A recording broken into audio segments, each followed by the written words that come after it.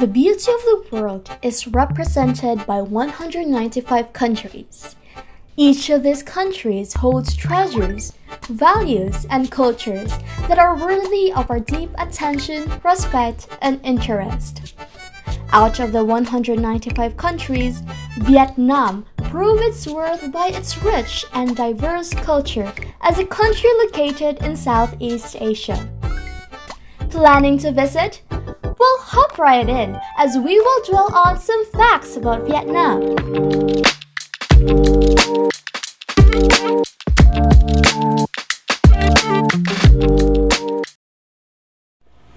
Did you know Vietnam is most commonly known for its beaches, rivers, Buddhist pagodas, bustling cities, and many more?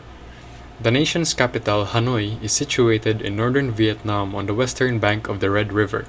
Hanoi pays homage to the nation's iconic communist-era leader Ho Chi Minh via a huge marble mausoleum. The national and official language of Vietnam is Tiếng Việt, colloquially known as Vietnamese. While Vietnamese is the singular official and national language of Vietnam, there are 110 more dialects and languages that are officially recognized. If you plan to visit Vietnam, you have to be aware that the country has a high context culture, delving more into nonverbal expressions and reading between the lines, making communication more implicit than in low context culture countries like the United States of America, United Kingdom. Additionally, the Vietnamese communication culture is centralized on the value of respect with regards to its status. For example, patience and commitment denote a sign of respect when it comes to making business deals with Vietnamese people. In the Vietnamese business industry, for example, they must wait for their partner to introduce the business subject to the table. As mentioned earlier, nonverbal communications plays a pivotal role in the enforcement of thoughts in Vietnamese culture. Vietnamese are known for their constant use of nonverbal communications. Included in the long list of nonverbal communications that they use are the following. First, smiling toward other people. Smiling in Vietnamese culture does not only mean as an expression of joy and happiness. They also use this gesture of saying thank you or I am sorry. Smiling is used to convey the feeling of respect and an appropriate gesture in scenarios that do not necessarily need words to convey. Take, for example, a student that has been reprimanded in class. The reprimanded student's immediate response would just be to smile, signifying that he or she understood his or her wrongdoings and is sorry for the actions he or she committed.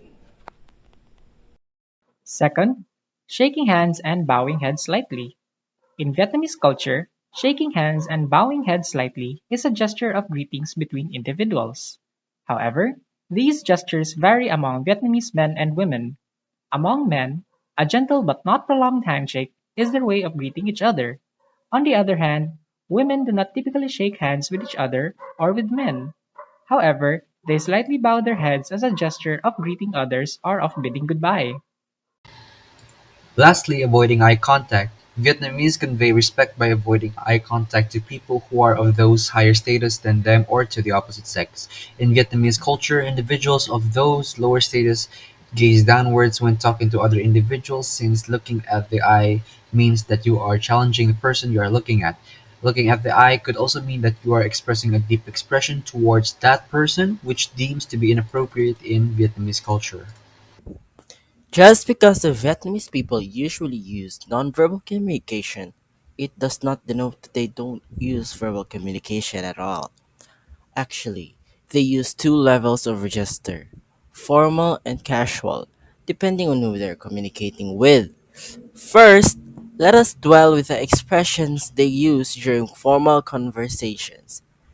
Xin chào, meaning hello, is a casual greeting that is applicable to and for everyone. The simplest and most common form of greeting in Vietnam can be used both formally and casually. Xiao Chi, a direct translation of hello madam, is a formal greeting that is used to greet older and esteemed women. Xiao Chu, just like Xiao Chi, but for older and established men. It means hello sir in English and is a formal greeting used by the Vietnamese. Khoi Kong. It is the most formal way of saying how are you in Vietnamese since it is androgynous in nature. It is not as intimate as the gender specific styles of greeting and is only usually used by non native speakers. Handshake plus head bow. The Vietnamese generally shake both hands when greeting and when saying goodbye. Shake with both hands and bow your head slightly to show respect. Bow to the elder who did not extend their hand. Vietnamese women are more inclined to bow their heads slightly than to shake their hands. Next, these are the expressions they use during casual conversations. Ciao. In English, hi, or what they dub as the casual hello, is a greeting that is only used when talking to someone within your age or younger. It is an informal way of greeting someone. Anh Công Chúa. A very casual way of greeting close friends in Vietnamese. Although its translation is have you eaten yet, it is not really what is meant by the statement. When one says this, they are trying to say, how are you, or how is it going? Vietnamese do not bow casually. Bowing, which is a very common expression for East Asian casual greetings, is not something the Vietnamese do casually. Bowing in Vietnam is only reserved for very formal occasions or when trying to show respect to higher-ups. Giờ này thế nào? Is the greeting with a sense of worry. It is directly translated as how have you been lately or how has life been treating you, as is used by parents to their children or longtime friends to one another. Chào mèo. A direct translation of hi cat. It is a casual greeting reserved for pets, in this case our lovable feline friends. Other types of these greetings are chow chu cho for dogs and chow kon tho for bunnies. Moving on, I think many people are aware that social differences are present in different countries. Social differences are one of the most ubiquitous features of human social life that are influenced by different factors such as time, belief, cultures, and individual perspectives. Vietnam is no exception.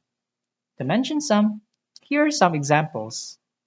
First, women make up a sizable portion of the working poor in Vietnam. They earn less than men, experience unemployment more frequently, and have more insecure working circumstances overall. In Vietnam, women are typically seen working in low-paying fields or in precarious positions. The majority of women work unpaid as house help, migrant domestic workers, freelancers, street vendors, and in the entertainment sector, all mostly invisible forms of informal employment.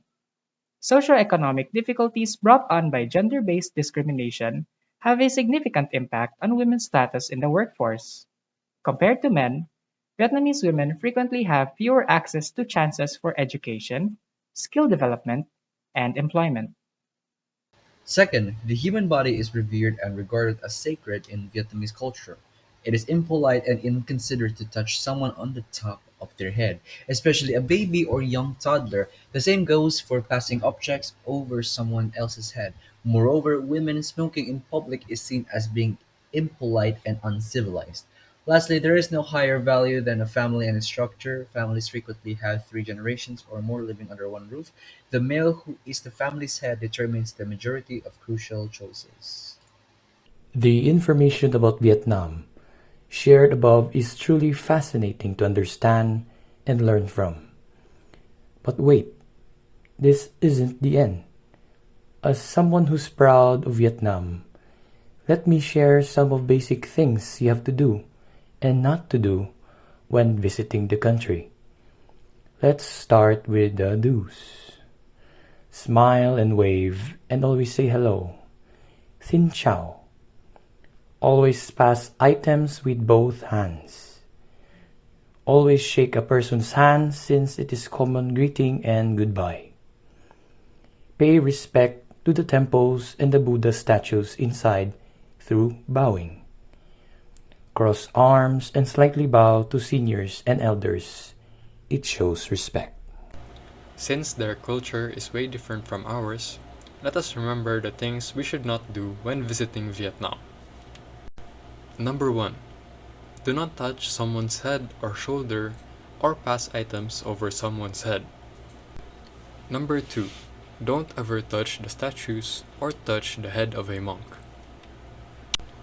Number 3. Cold calling is not recommended. Number 4. Avoid direct eye contact. It is considered rude in their culture. And lastly, number 5. Do not point at people. It is considered rude and impolite. Now, you're all geared up to go. Equipped with knowledge about Vietnam, we can say that you are ready to be among the local Vietnamese people. Bear all these information in mind and remember that showing courtesy is good in any language. Tạm biệt. Bye bye.